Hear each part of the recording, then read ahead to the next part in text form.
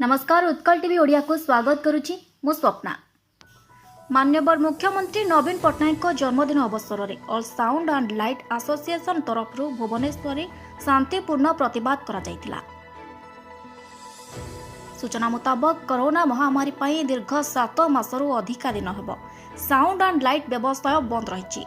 मान्यवर मुख्यमंत्री जन्मदिन अवसर में तांकर दीर्घ जीवन कामना करी एसोसिएशन तरफर निजर जीवन जीविका बंचाइबा उद्देश्य नीरव प्रतिवाद करथिले।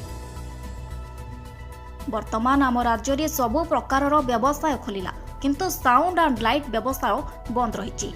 सरकार को गुहारी करने छड़ा तांको पाखे आउ किछि भी उपाय नाही बोली सेमाने गणमाध्यम को जणाइछंती। आउ कहिछंती जे हाथ जोड़ुछु सरकार आम्भे माने बंचिबा पाई रास्ता तैयारी करंतु। एही संस्था रे प्राय ओडिशार 10,000 ऊर्ध्व मालिक अछंती एवं 2 लक्षरू ऊर्ध्व लोक एथिरे काम करी चलंती। संस्था बंद पड़िबा द्वारा आम्भे माने सबु बेरोजगार होई करूनी घर चलाइबा मुश्किल होई कलानी। अन्यपटे साउंड एंड लाइट को नहीं बंचुथिबा परिवार मुठाए दाना पाई धार करजरे बुड़ी कलानी।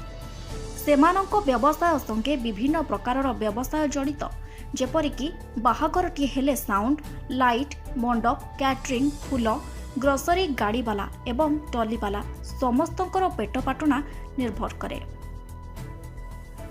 मुख्यमंत्री को जन्मदिन शुभेच्छा जणाइबा सहित एभली पवित्र दिन में सेमानंको कथा को विचार को नहीं सेमानंको जीवन जीविका चलाइबा पई व्यवस्था करबाको सेमाने भुवनेश्वर राजमहल छक ठारू मास्टर कैंटीन पर्यंत रास्ता पार्श्व धाड़ी होई कोविड नियम को मानी दुख जणाइथिले।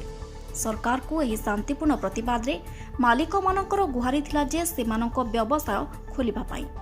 देखिबाको बाकी रहिला सरकार एहा उपरे कोन पदक्षेप नेउछंती।